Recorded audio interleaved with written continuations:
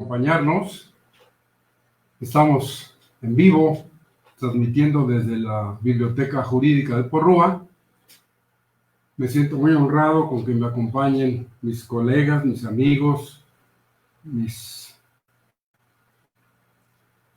apoyos, y sobre todo para hablar de un tema tan importante que para mí tiene una gran significación, espero que para ustedes también, que es la situación actual del derecho familiar en México. Es decir, después de haber logrado su autonomía desde el punto de vista, para empezar, la enseñanza, la Facultad de Derecho de la Universidad Nacional Autónoma de México, como ustedes saben, una de las mejores de habla hispana y recientemente clasificada en un lugar muy especial junto con la universidad por esta institución inglesa.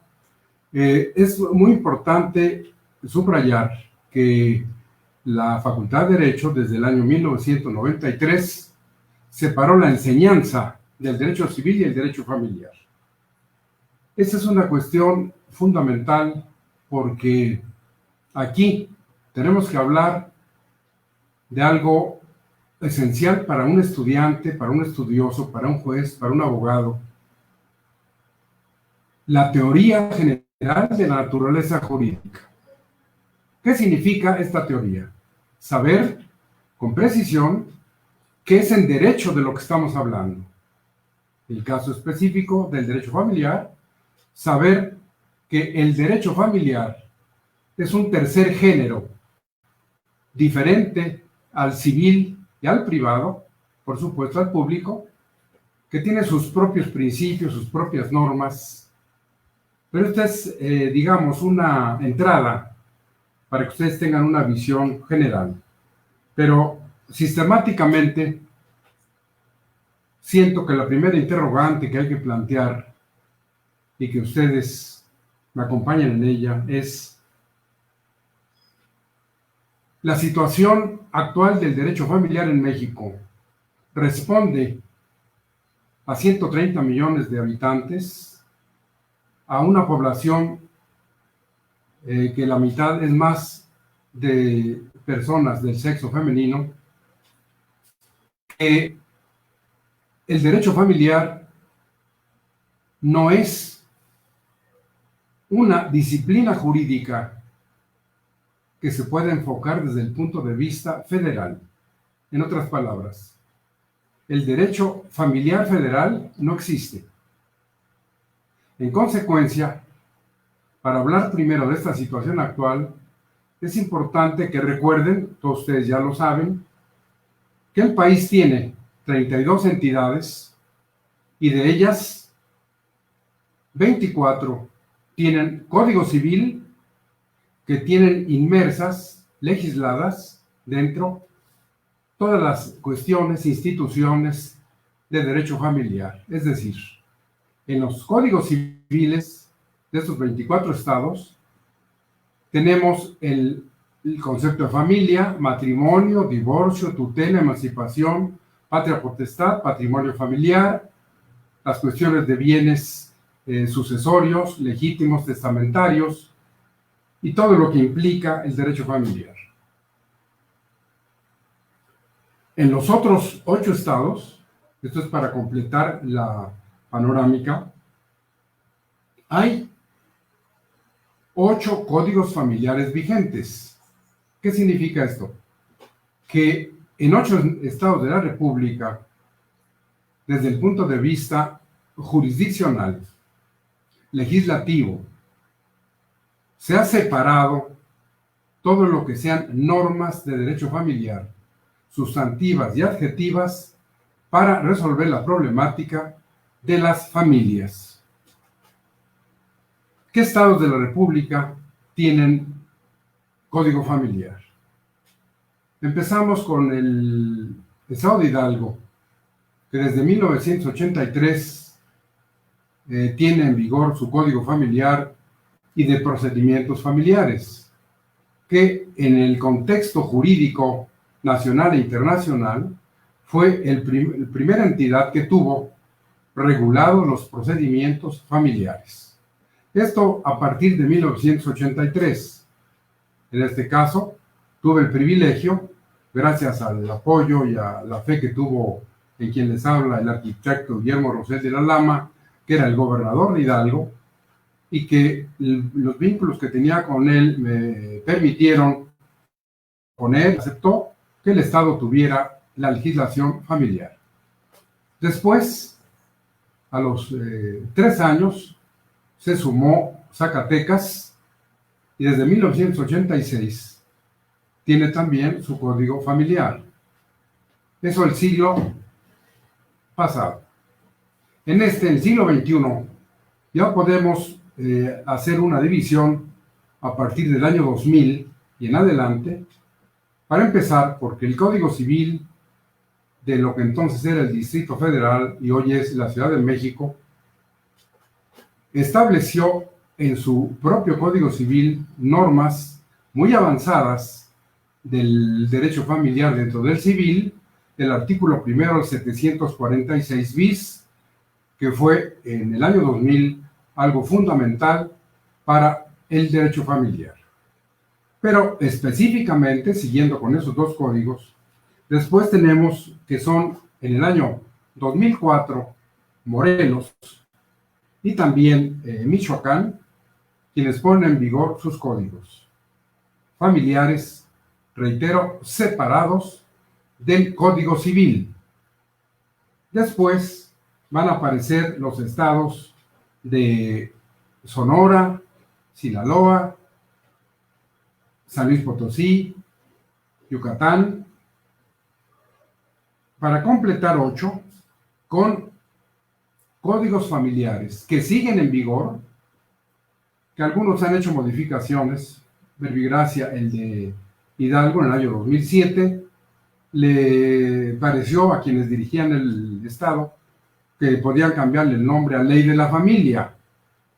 Aquí empezamos con una ignorancia en cuanto a decir Ley de la Familia, porque tenemos que entender que cuando hablamos de derecho familiar, estamos hablando del género, no de algo específico. Si dijéramos derecho para la familia, derecho de la familia en el derecho, no estaríamos creando, no estaríamos definiendo, no estaríamos hablando de derecho familiar. Y esto, por supuesto, nos lleva, lo voy a señalar más adelante, a definir el derecho familiar, atendiendo a las cuestiones aristotélicas de género próximo y diferencia específica, para saber que el derecho familiar, ¿por qué es un tercer género al lado del público y del privado? Porque ahí ya no hablaríamos de su autonomía, sino de su naturaleza jurídica. Eso lo vamos a ver un poco más adelante. Entonces regreso a estos 8 códigos familiares y los 24 códigos civiles. Esto en principio, desde mi perspectiva, plantea graves problemas para el país, porque, ejemplificando, tenemos, vamos a escoger la institución del matrimonio o el divorcio. Tenemos 32 normas, 32 leyes, 32 disposiciones que regulan y ordenan cómo debe celebrarse el matrimonio en cada uno de los 32 estados de la República. Es decir, no hay una norma para todo el país. Pero lo mismo ocurre con el divorcio. Por ejemplo, a partir del año 2008 se estableció en México el divorcio incausado, una sola causa, y desde entonces desaparecieron de la Ciudad de México las 40 o 50 causales que tenía el artículo 267.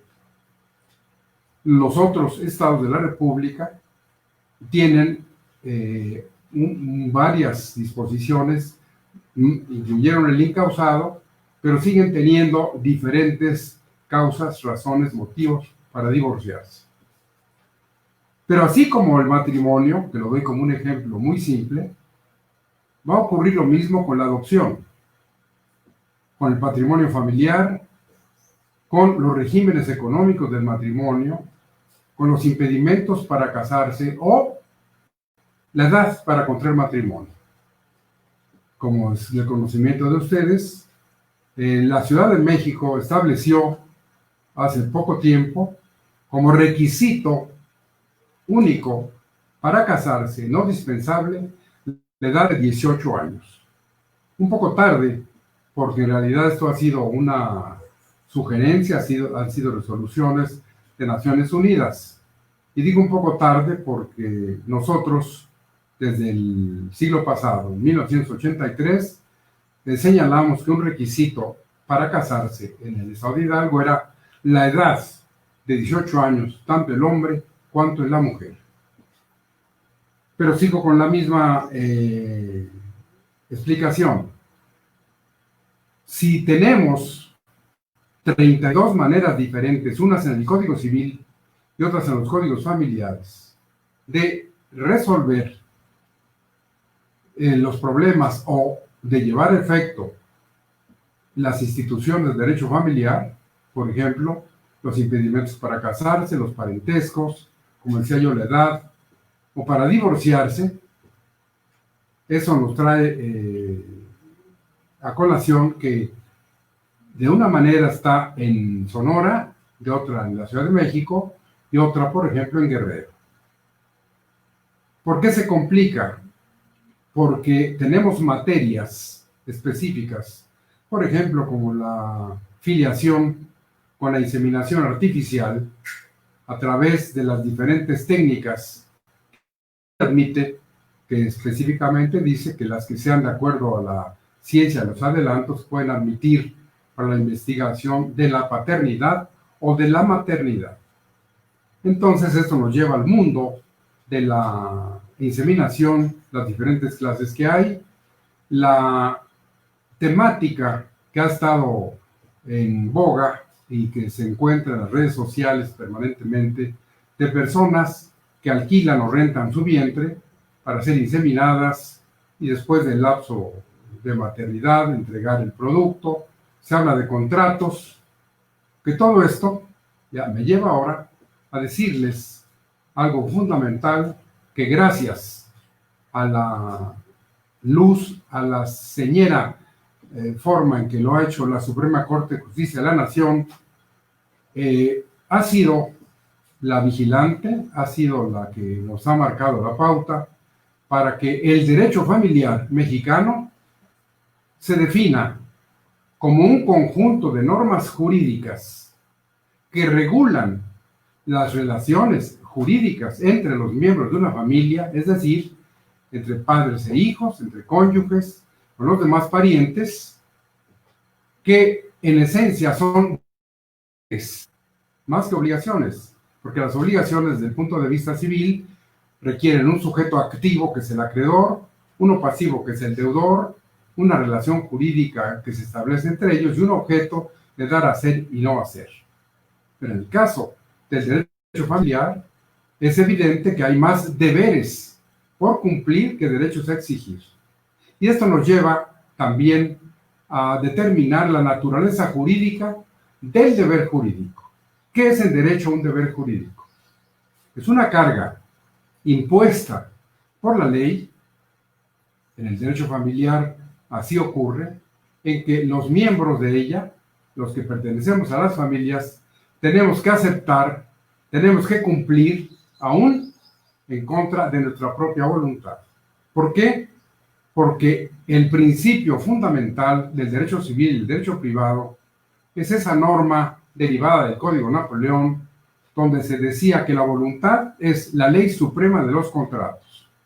Y ese principio de la autonomía de la voluntad es el que campea, es el que impera en las relaciones del derecho civil. Por ejemplo, en los contratos, en los derechos reales, el usufructo, el uso, la habitación, en la propiedad, en la copropiedad, en el condominio, en el tiempo compartido. todo lo que sea civil, teoría integral del acto jurídico, atributos de las personas desde el punto de vista del derecho civil, nombre, domicilio, estado, los derechos humanos fundamentales, que van en la línea del derecho civil. Y esos conceptos se manejan a través de la autonomía de la voluntad. ¿De qué manera, por ejemplo, en un contrato de compra-venta o de arrendamiento, se da la autonomía de la voluntad? Porque tanto el arrendador cuanto el arrendatario dialogan, discuten, se ponen de acuerdo sobre la cosa que van a recibir en el arrendamiento y la cantidad que van a pagar por renta. Lo que no ocurre en derecho familiar. ¿Por qué? Una pensión alimenticia, por ejemplo, se impone. Es un deber que impone el derecho familiar, reitero, porque el derecho familiar es de orden público e interés social.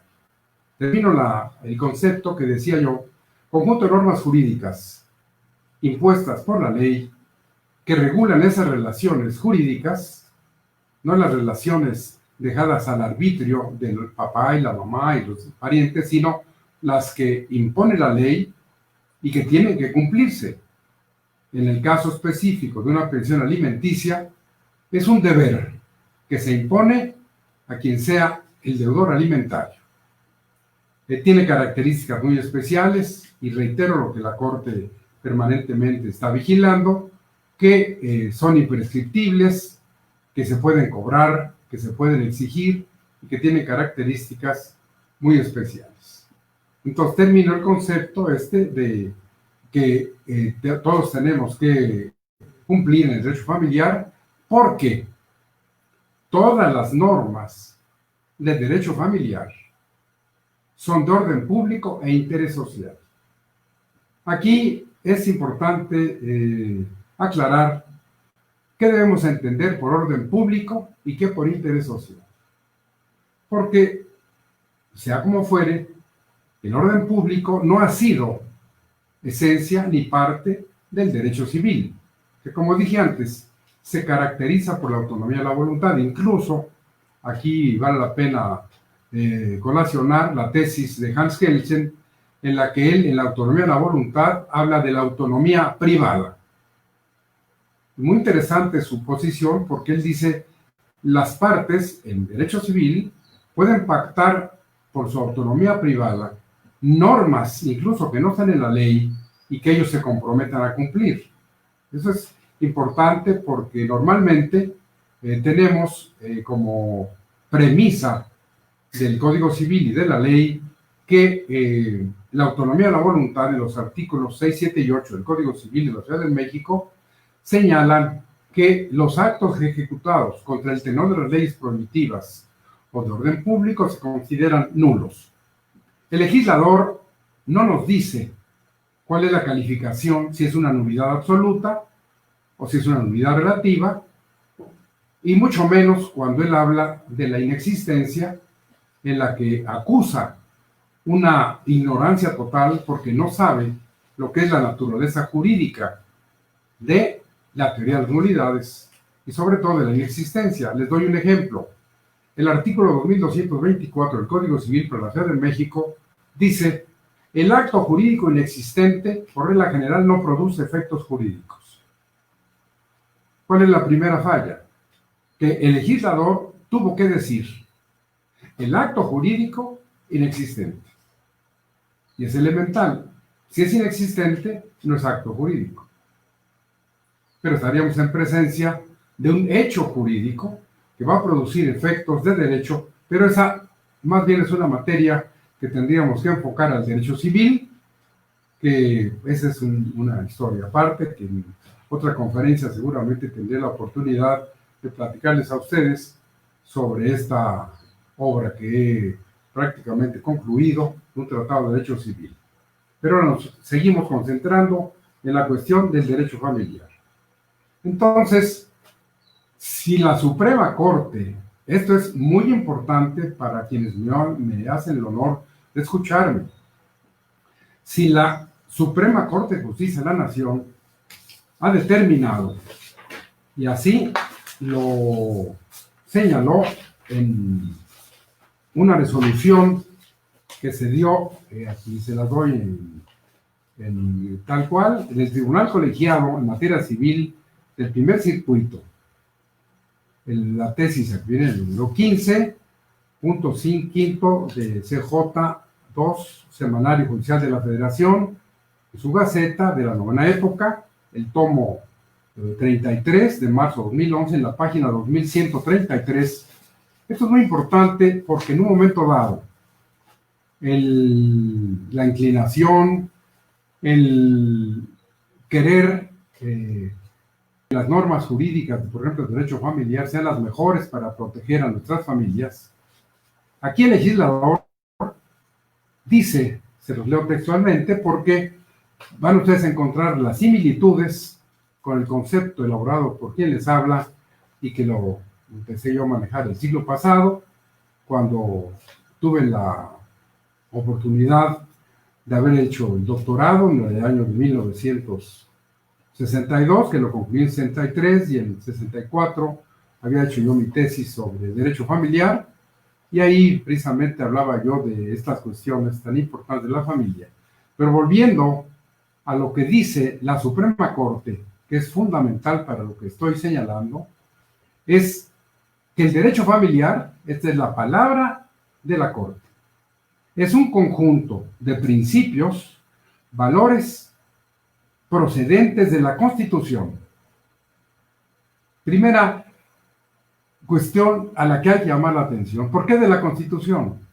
Porque desde 1973, en diciembre, corría el gobierno de Luis Echeverría, se hizo la primera reforma al artículo 4 constitucional para hablar en aquel tiempo de que las personas tenemos el derecho a decidir de manera libre, responsable e informada el número y el espaciamiento de los hijos que deseamos tener. Evidentemente que en esta norma también se contempla la facultad que concede la Constitución para no tener hijos. Pero en este caso específico, decía yo en diciembre y entra en vigor en enero de 1974, y ahí se inicia, hay un parteaguas en la historia constitucional de nuestro país, la vocación a proteger a la familia. A la familia, que entonces era la familia tradicional y que hoy, evidentemente, y siempre siguiendo esa línea de la Suprema Corte, tenemos que aceptar que en México existen tantas familias cuantos actos jurídicos, hechos jurídicos o hechos materiales las originen. Por ejemplo, el matrimonio. El matrimonio origina una familia que deriva de los cónyuges. Pero el concubinato también origina una familia, y en el concubinato no hay vínculo jurídico en la voluntad de los concubinos. En la adopción, regresamos al acto jurídico, y este origina una familia, una persona que la ley permite, soltera, hombre o mujer, tiene, si satisface los requisitos de la ley, el derecho de adoptar. Entonces, estamos frente a esta situación de tener ¿cuántas familias? Muy bien. Pero también tenemos, a partir del año 2010, el Código Civil para la Ciudad de México admitió el matrimonio de personas del mismo sexo. Modificó el artículo 146, agregó una frase poco afortunada, pero que se ha conservado, que dice que el matrimonio es la unión de dos personas. Probablemente con un poco más de gramática y conociendo la naturaleza jurídica, pudieron haber dicho, el matrimonio es la unión, es un acto jurídico solemne, que es la unión de dos personas del mismo o diferente sexo. Pero, nuevamente, hay que reconocer la importancia de la Suprema Corte de Justicia de la Nación, señera, que va diciéndonos cuál es el camino para el derecho familiar.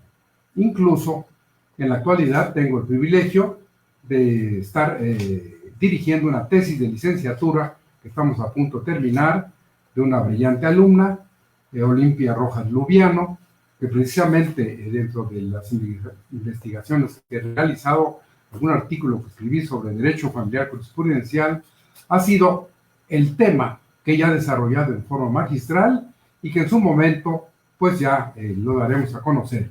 Pero por lo pronto regreso, para no perder el rumbo, a este concepto del derecho familiar del Tribunal Colegiado en Materia Civil del primer circuito. Decía yo, conjunto de principios y valores procedentes de la Constitución. Y ahí me paré. Pero lo que sigue todavía es más importante, porque dice la Corte, de los tratados internacionales. Este ya es el enfoque que sale de la provincia y tenemos un enfoque internacional. Porque México forma parte de ese contexto. La Corte Interamericana de Derechos Humanos y todo lo que viene con esto. Por eso los tratados internacionales, tan solo en materia familiar, relacionados con temas de la familia, México ha celebrado más de 20 tratados internacionales. Entonces, si el derecho familiar es ese conjunto de normas jurídicas que derivan de la Constitución, de los tratados internacionales, ¿de qué manera tendríamos que pensar en los tratados internacionales? Bueno, también siguiendo las enseñanzas de los ministros de la Suprema Corte de Justicia de la Nación, que desde mi perspectiva son realmente verdaderos juristas, expertos, preocupados por que México mantenga su régimen de derecho y que, como ustedes lo van a constatar, afortunadamente han corregido muchos de los errores de las legislaturas locales que en su momento han hecho propuestas que van o están fuera de lugar, o, esto también hay que decirlo tal como es, no existe el derecho familiar federal. No existe. Y entonces, aquí cabe una reflexión que les hago para que juntos lo pensemos. ¿Qué pasa con las normas de derecho familiar que contiene el Código Civil Federal? Que dicho sea de paso, como ustedes saben bien, desde el año 2000, al desaparecer el Distrito Federal como tal y convertirse en Ciudad de México, ese Código Civil que teníamos, que decía para el Distrito Federal, en materia común y para toda la República en materia federal, desaparece el territorio federal y entonces tiene que ser solo Código Civil Federal. Es el gobierno de Ernesto Zedillo, el 28 de mayo, en que se da este decreto por parte del Congreso de la Unión, para decir que a partir del 1 de junio del año 2000, ese código se llamará Código Civil Federal. Pero decía yo, ese código tiene normas del derecho familiar, heredadas, por supuesto, desde el Código Napoleón, que esa es otra historia. Ustedes saben que nosotros lo hemos copiado, que el primer proyecto que se hizo en México fue 40 años después de consolidar la independencia. La independencia es de 1821 y 1861. Juárez le encarga a Justo Sierra Reilly que haga un proyecto de código civil para México.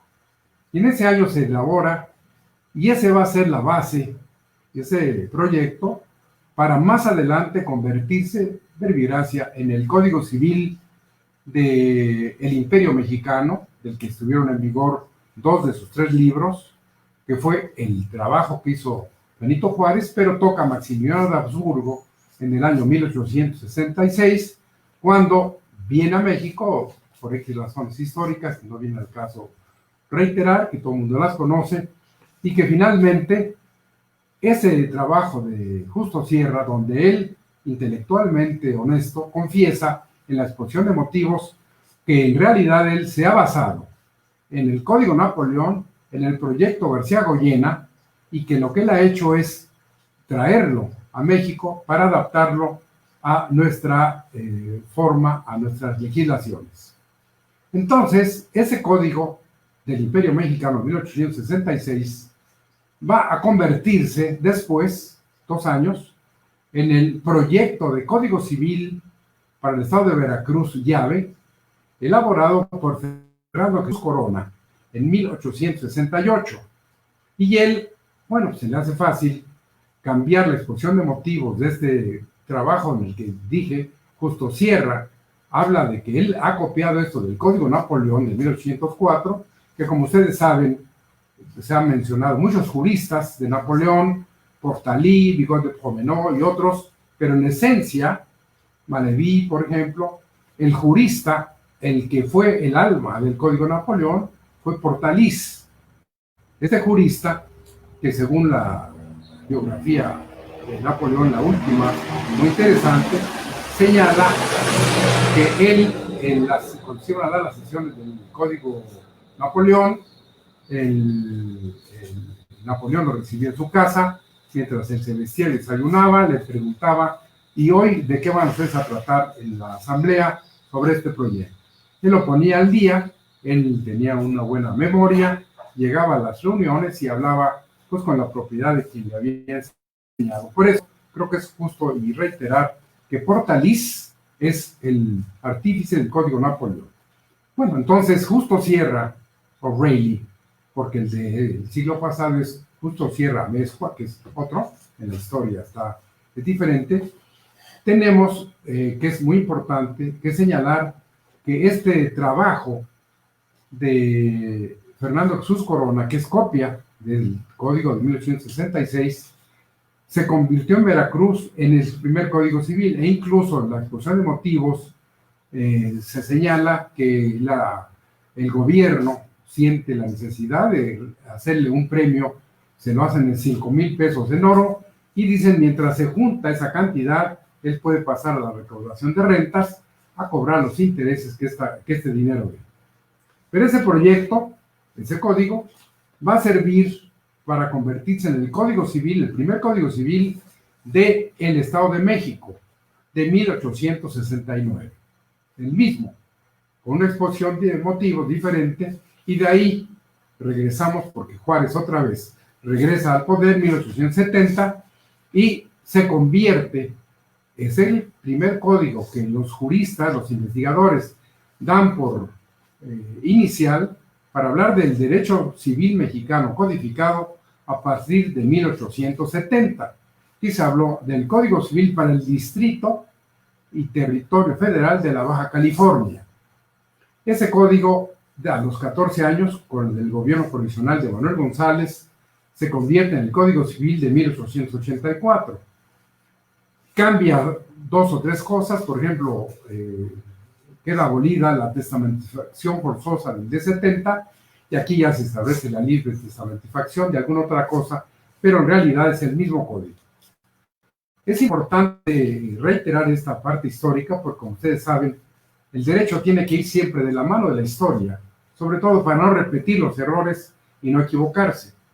Ese código de 1884 sigue en vigor hasta principios del siglo pasado, y va a quedarse vigente por ejemplo, el Distrito Federal hasta el año de 1932. La historia de la capital es con el código que se llamó de 1928, hecho en la presidencia de Plutarco Elías Calles, donde se hicieron los libros, hubo modificaciones, y se habla por primera vez de este trabajo de Leon Duguy, este jurista francés, que en Argentina da estas conferencias que llamaron sobre la socialización del derecho privado. Diferente a hablar del derecho social, porque el derecho social, debe entenderse como un conjunto de normas jurídicas que protegen a una clase determinada, pero la socialización del derecho privado es eliminar las diferencias entre el hombre y la mujer, entre el asalariado, entre las personas que podrían estar discriminadas por la norma civil. Entonces, a estas normas hacerlas tal cual iguales. Y esa exposición de motivos del Código de 1928 habla de esta socialización del derecho.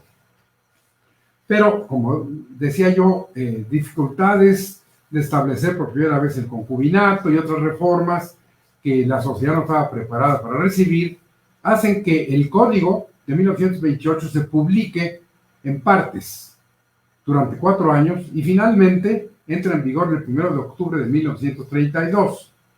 Pero aquí también hay una curiosidad histórica interesante, porque junto con este código tiene que haber uno de procedimientos civiles.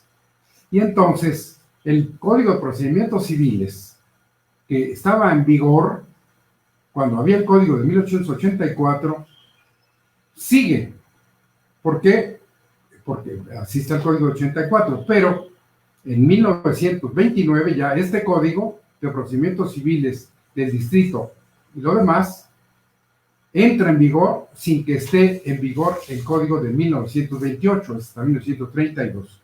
Pero digamos, es como una breviario cultural dentro de la investigación que hemos realizado, pero esta era, digamos, como una pequeña desviación sin perder el tema fundamental, que decía yo, este conjunto de normas jurídicas, derecho familiar, derivadas de la Constitución y de los tratados internacionales. Pero además, ese derecho familiar, en el concepto del Tribunal Colegiado de la Suprema Corte de Justicia, dice, así como de las leyes e interpretaciones jurisprudenciales. Aquí vale la pena subrayar lo que la Corte, nuevamente mexicana, ha sido siempre la señera para hablar del control constitucional y el control de la convencionalidad.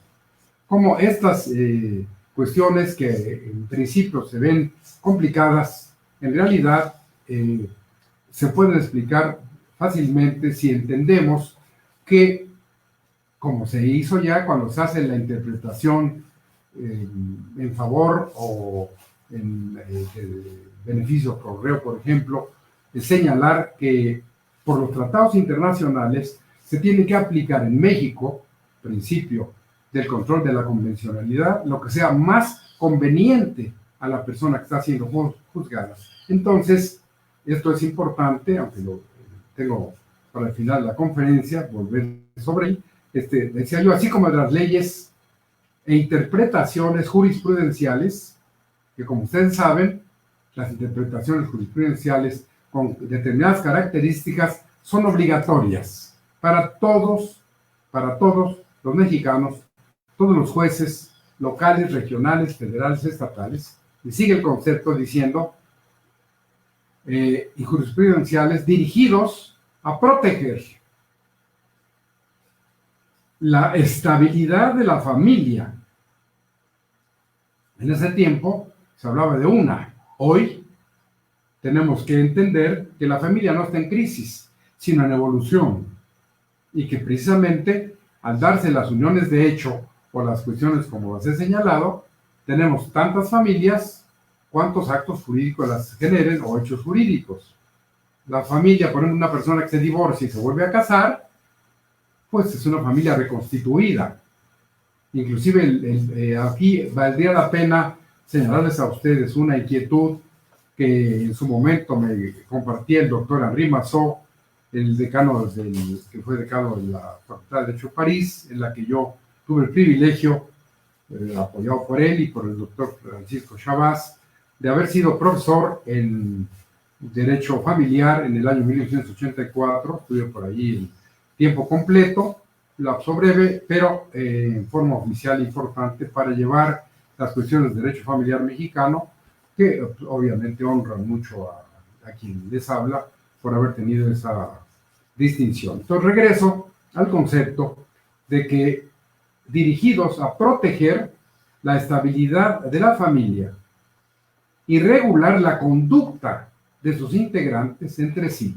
Es decir, yo en el concepto que les platiqué antes hablo de la regulación jurídica de las relaciones jurídicas entre los miembros de la familia. Aquí el magistrado, el tribunal, señala las relaciones entre sí y es muy importante. También dice en su concepto a delimitar las relaciones de concubinato y de parentesco, conformada por un sistema especial de protección de derechos, obligaciones respecto de menores, incapacitados, mujeres y adultos mayores, de bienes materiales e inmateriales, poderes y facultad de deberes entre padres e hijos, consortes y parientes, y esto que sigue es fundamental, cuya observancia y alcance es el rango de orden público e interés social.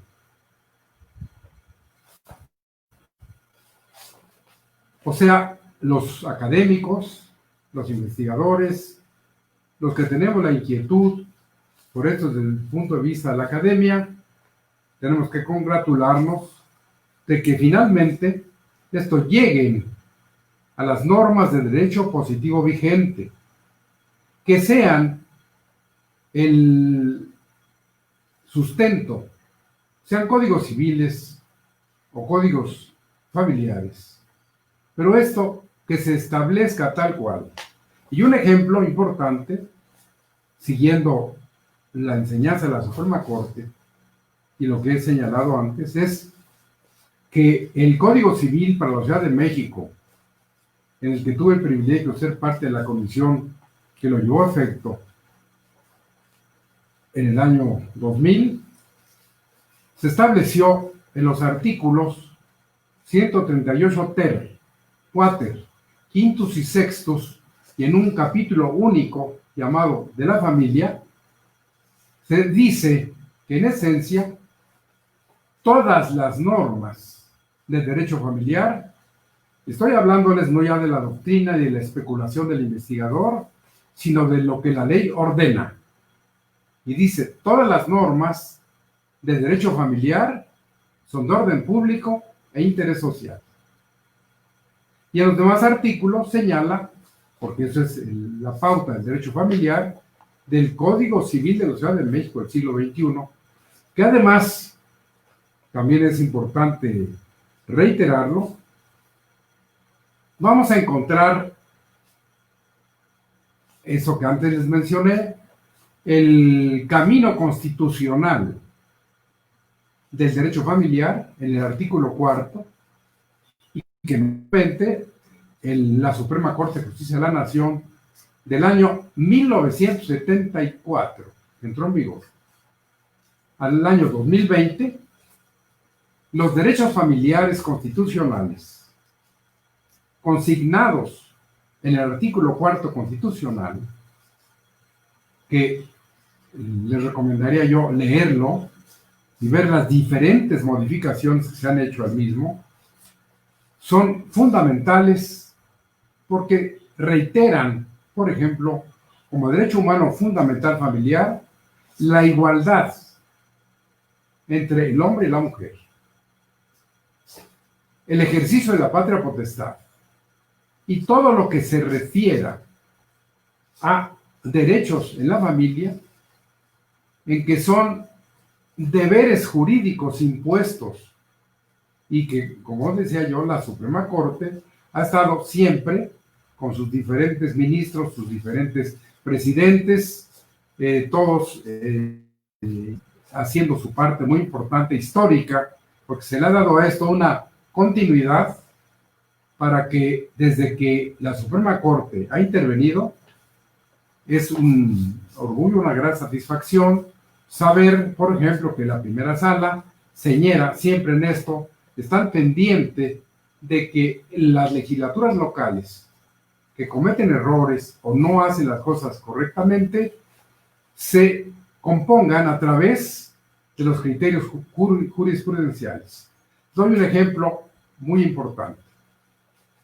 Si bien el Código Civil de la Ciudad de México estableció en el año 2010 el matrimonio de personas del mismo sexo, en ese tiempo todavía la Suprema Corte no había determinado hasta dónde llega después para decir que esto es obligatorio y se invoca, ahora voy a la reforma de la Constitución en el año 2011, cuando se hacen modificaciones importantísimas para terminar con la tradición de las garantías individuales, las garantías constitucionales, y dar paso a los derechos humanos fundamentales que se señalan en la reforma histórica. Desde mi perspectiva, acepto que yo no soy constitucionalista, pero soy inquieto por las normas, por saber.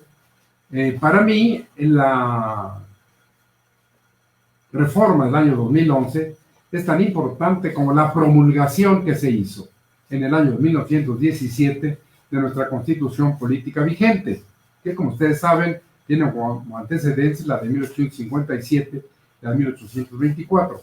Pero esta de 1917, que es muy importante, digo, a riesgo de obviamente recibir las críticas de los que sí saben de esto, siento que es una constitución que es muy importante. Yo en esto sigo las enseñanzas de mi director, de Raúl Contreras Bustamante, a quien le mando un cariñoso, afectuoso saludo con todo respeto, si es que tengo el privilegio que me esté viendo, igual a su distinguida esposa, y a quienes pues me honran escuchándome, que los invité, y bueno, ya sabré que espero que sí me hayan acompañado y estén aguantando toda esta cascada de conocimientos de lo que estamos diciendo, porque en realidad es poco el tiempo que tenemos. Estamos casi como para decirles que nos tenemos que ir, porque no he podido llegar ni siquiera a los minutos de las preguntas y respuestas, pero ahí está el correo del licenciado Jacinto Hernández Lucas,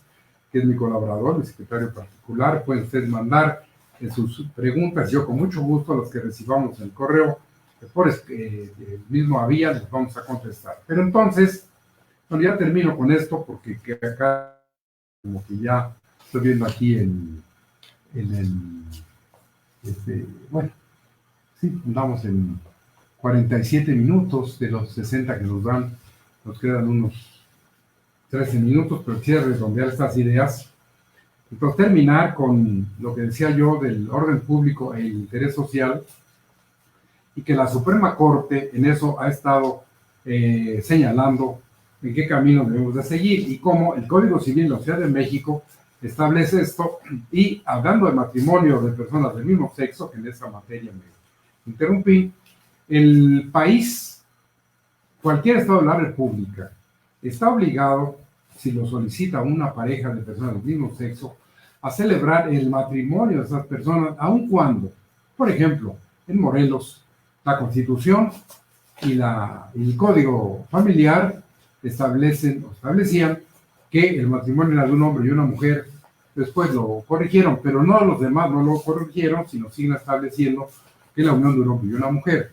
Pero si una pareja de personas del mismo sexo en Puebla, en Oaxaca, en X parte, quisieran contraer matrimonio, decía yo, por la reforma del año 2011, el artículo primero constitucional estableció algo fundamental, que tiene que ver vinculación con el derecho familiar. Porque, como ustedes bien saben, la segunda parte, el segundo párrafo de ese precepto señala precisamente lo que hemos señalado, y que no puede discriminarse por inclinación sexual o alguna otra cuestión de raza, credo, religión, color de la piel, etcétera, a ninguna persona. Entonces, igualmente, a partir del año 2011, podemos señalar banderas fundamentales para combatir todas estas cuestiones de racismo, por ejemplo, que no es suficiente con decir no soy racista, sino debemos atacar esto para decir somos antirracistas, estamos contra cualquier expresión de racismo en cualquier circunstancia. Pero bueno, vuelvo al buen camino con esto, y entonces es importante señalar que la Suprema Corte ha ido dando, así como di el ejemplo del matrimonio de personas del mismo sexo y que se puede encontrar en cualquier parte del país, si el juez de registro civil o el oficial se negara a celebrar este matrimonio, el juez de distrito con un amparo lo conminará y lo obligará, le impondrá esa situación para que lo haga,